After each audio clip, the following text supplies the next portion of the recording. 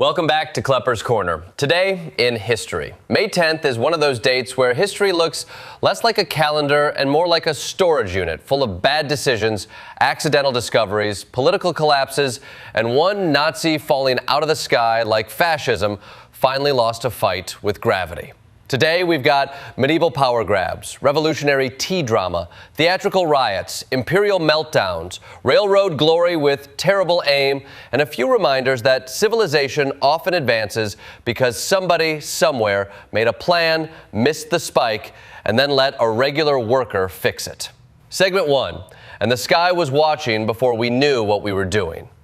Long before humans had satellites, telescopes, or billionaires launching vanity rockets shaped like midlife crises, Chinese astronomers were already staring at the heavens with terrifying discipline.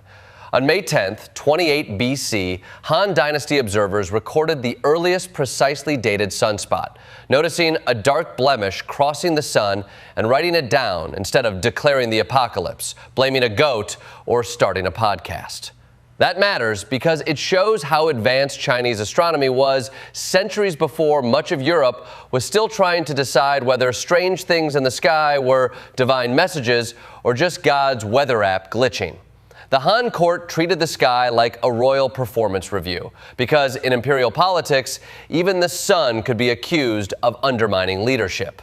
Then, jump ahead to 1294, and Timur Khan becomes emperor of the Yuan dynasty after a succession contest that somehow sounds more civilized than most modern leadership races.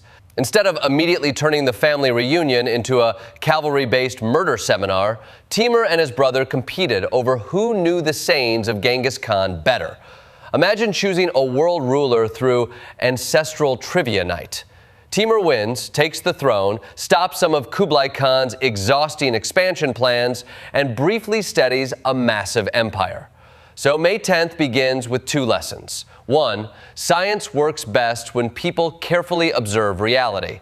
And 2, dynasties work best when the heir can quote Grandpa Conqueror without needing cue cards.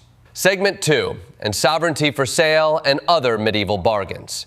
May 10th also reminds us that some of history's biggest disasters begin with elites saying, let's just bring in an outside mediator, which is usually how you end up with either peace talks or a management consultant charging by the hour.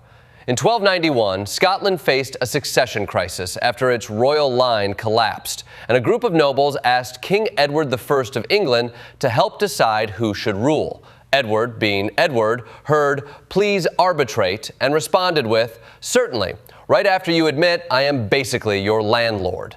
At Norham-on-Tweed, he demanded recognition as Lord Paramount of Scotland before he would judge the claimants, which is like calling customer service and being told your refund requires surrendering national sovereignty. The Scottish nobles, focused on their own ambitions, gave him the opening he wanted, and that concession helped set the stage for the Scottish Wars of Independence, where later figures like William Wallace and Robert the Bruce had to win back what had been handed over in legal language sharp enough to draw blood.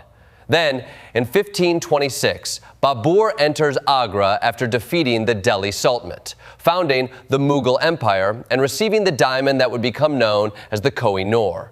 One event is a kingdom losing leverage through paperwork. The other is an empire announcing itself with a jewel so famous it eventually needed its own custody battle. Together, they proved medieval politics was simple. Either someone took your country with a document or someone took your treasury with an army. And both probably came with excellent stationery. Segment 3, and discovery, branding, and the original influencer explores. The age of discovery was basically Europe's group project, except everyone lied on the worksheet and then named the continents after whoever had the best publicity. On May 10th, 1497, Amerigo Vespucci allegedly departed for the New World, though modern historians are deeply suspicious of that first voyage, and many believe he may have exaggerated or fabricated parts of it to strengthen his claim. But here's the thing. Vespucci understood branding. Columbus kept insisting he had found Asia, which is a bold strategy when the geography keeps refusing to cooperate. Vespucci argued these lands were a new continent, and thanks to widely circulated letters and a famous 1507 map by Martin Waldseemüller, America became the name that stuck. That is maybe the most powerful lesson in public relations ever recorded. Columbus did the landing, Vespucci did the messaging, and history gave naming rights to the guy with better distribution.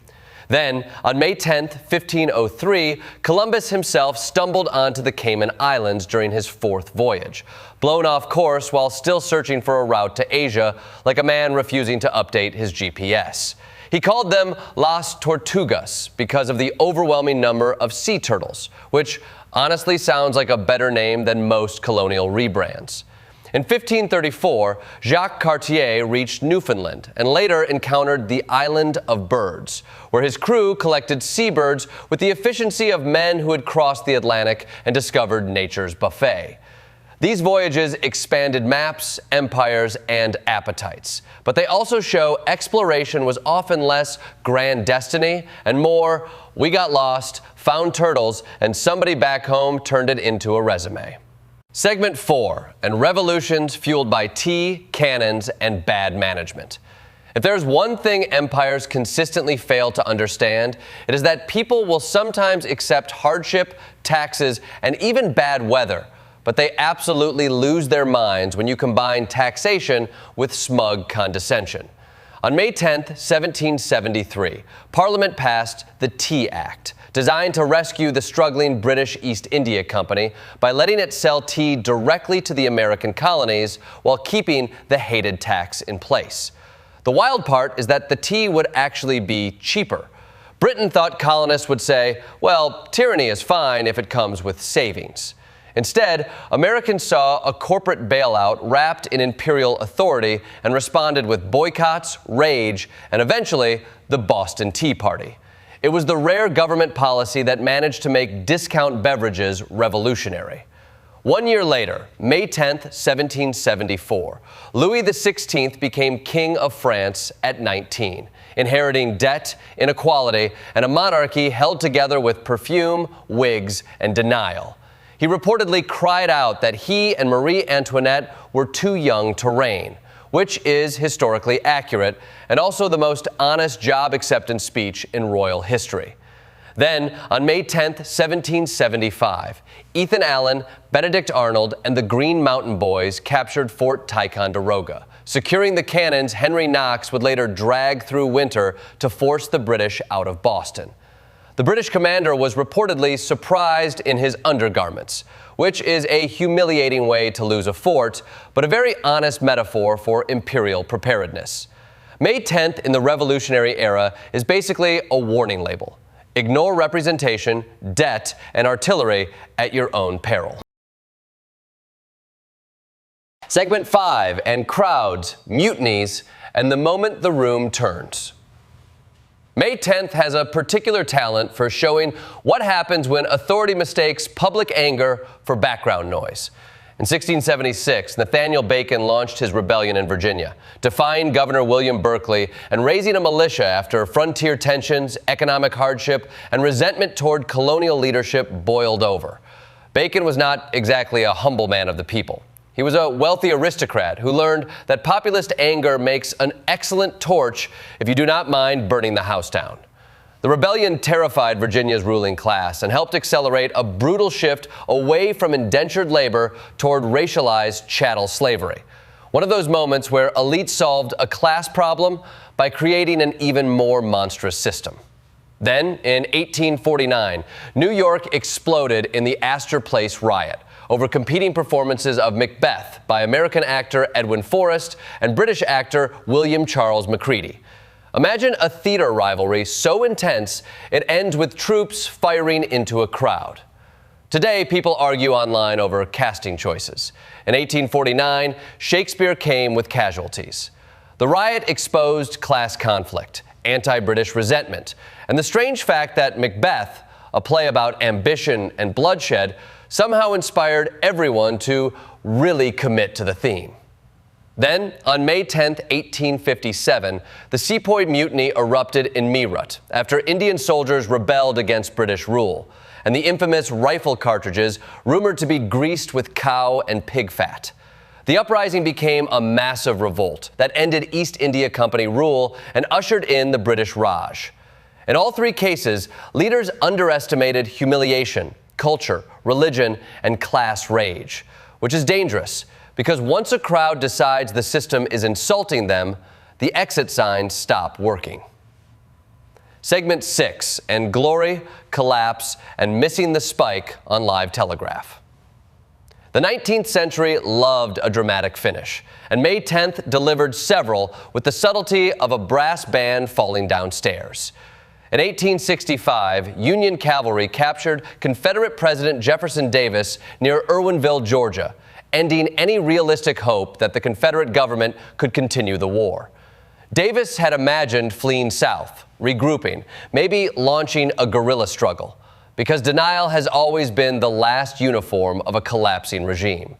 Instead, he was captured in the pre-dawn chaos, wearing a cloak and shawl belonging to his wife, Verena, which Northern propaganda immediately inflated into the image of the defeated Confederate leader fleeing in women's clothes. The Civil War did not end with dignity. It ended with the losing president becoming a political cartoon before breakfast. 4 years later, on May 10, 1869, the first transcontinental railroad was completed at Promontory Summit, linking the United States by rail and shrinking a months-long journey to about a week. It was a colossal achievement, built through punishing labor, especially by Chinese and Irish immigrant workers. And then, at the ceremony, Leland Stanford stepped up to drive the ceremonial spike and missed. Thomas Durant, reportedly hungover, also missed. So the nation's great technological unification was completed only after powerful men swung badly and an unnamed rail worker actually got the job done. That may be the most American moment in history. Executives on stage, labor saving the ceremony, and everyone still pretending the rich guys made contact. Segment 7, and fire, blitz, and the dictator's very bad travel day. The 20th century portion of May 10th gets darker because history eventually stops wearing powdered wigs and starts carrying torches. On May 10th, 1933, Nazi students and officials burned more than 25,000 books in Germany, attacking works considered Jewish, liberal, pacifist, or un-German. It was not random vandalism. It was staged political theater, a ritual meant to show that the regime wanted control not only over government, but over thought itself. The horrifying irony is that they burned the words of Heinrich Heine, who had warned more than a century earlier that where books are burned, people will eventually be burned too. Then on May 10, 1940, Winston Churchill became Prime Minister of the United Kingdom on the very day Hitler launched his blitzkrieg into Western Europe. Churchill was not the tidy establishment choice. He was viewed by many as a loud, risky, cigar-powered thundercloud. But the crisis required someone who understood that negotiating with Hitler was less diplomacy and more handing your house keys to an arsonist. 1 year later, May 10, 1941, became almost absurdly cinematic. German bombers devastated London and destroyed the House of Commons, while Rudolf Hess, Hitler's deputy, flew alone to Scotland on a delusional peace mission, bailed out, broke his ankle, and was captured by a Scottish plowman with a pitchfork. If fascism had a slapstick department, this was its masterpiece. London burning, democracy wounded but alive, and a top Nazi being offered tea after losing an argument with a field. Segment 8, and the long arc finally learns to stand up straight. May 10th does not only belong to empires, riots, and men with terrible instincts. Sometimes it gives us moments where the machinery of power bends towards something better, even if it takes far too long and leaves scars everywhere. In 1872, Victoria Woodhull was nominated for president by the Equal Rights Party, becoming the first woman nominated for the office in the United States. Her campaign was legally symbolic, politically explosive, and constitutionally complicated, since she was only 33, 2 years too young to serve. Also, she spent Election Day in jail after publishing an expose about a prominent minister, because apparently even the first woman presidential candidate had to navigate a media scandal, moral panic, and institutional hypocrisy all at once. Then in 1960, the USS Triton completed the first submerged circumnavigation of the globe, proving that nuclear submarines could travel with terrifying endurance beneath the oceans. It was a triumph of engineering and a very Cold War way to say, we can now hide enormous machines anywhere. Congratulations on your anxiety. But the most powerful May 10th comes in 1994, when Nelson Mandela was inaugurated as president of South Africa after 27 years in prison and decades of apartheid. The former prisoner stood beside F.W. de Klerk and made him a deputy president in a government of national unity. That is not forgetting. It is governing with memory sharpened into discipline. May 10th teaches that history often moves through conquest, arrogance, and collapse. But sometimes, against all evidence, it also moves through grace. In conclusion, May 10th is a day of people looking up at the sun, signing away sovereignty, naming continents, dumping tea, storming forts, burning books, missing railroad spikes, and occasionally finding enough courage to rebuild a country without revenge as the operating system. It is a reminder that history is not clean, fair, or especially well supervised. The powerful frequently misunderstand the moment they are living in. The crowd usually notices before they do, and every now and then, after kings, generals, executives, and dictators swing and miss, somebody overlooked steps in and drives the spike home.